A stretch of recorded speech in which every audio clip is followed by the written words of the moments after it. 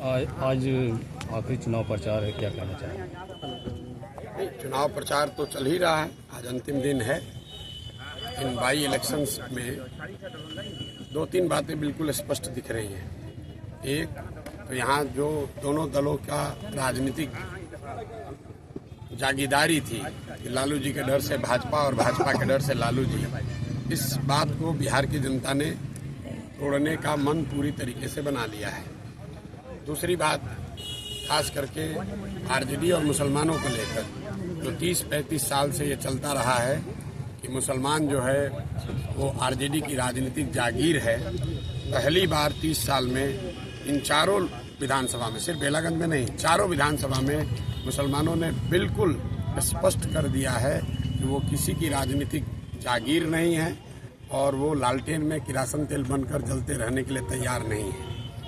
दूसरी एक और बात है, आज यहाँ पर देखिए लालू जी आ रहे हैं तो ये क्या दिखाता है भाई? 3 दिन से तेजस्वी यादव यहाँ बैठे हुए हैं, उनकी ताकत से तो कुछ हुआ नहीं। पहले आरजेडी ने तो स्वीकार कर लिया कि तेजस्वी यादव के कहने से तो कोई मुसलमान यादव वोट देने को तैयार नहीं है, उनके समाज के लोग भी वोट देने को नहीं तैयार है।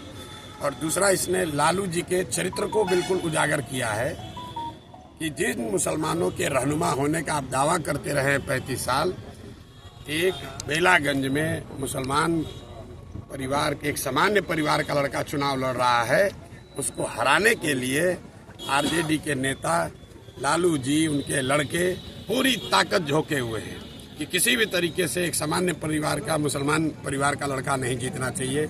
और किसकी मदद कर रहे हैं? एक बाहुबली के लड़के की मदद कर रहे हैं। तो आप MY समीकरण की बात करते हैं, आप जिन मुसलमानों के वोट से इतने दिनों तक राज करते रहे हैं, उसी समाज का एक लड़का 7 महीने के लिए अगर उसको चुनाव जीतने का अवसर है तो उसको हराने के लिए, ये साधारण बात नहीं है।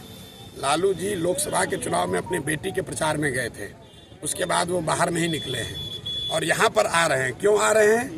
कि कोई अमजद चुनाव न जीत जाए, कोई मुसलमान कहीं उसको वोट न दे दे, भले उसका एक बाहुबली का लड़का जीत जाए।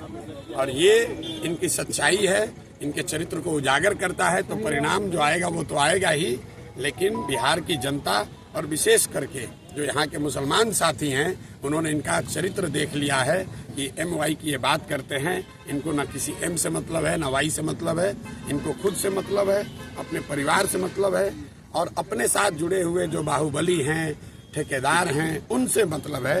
इनको यादव समाज के सामान्य लोगों से भी कोई लेना देना नहीं है।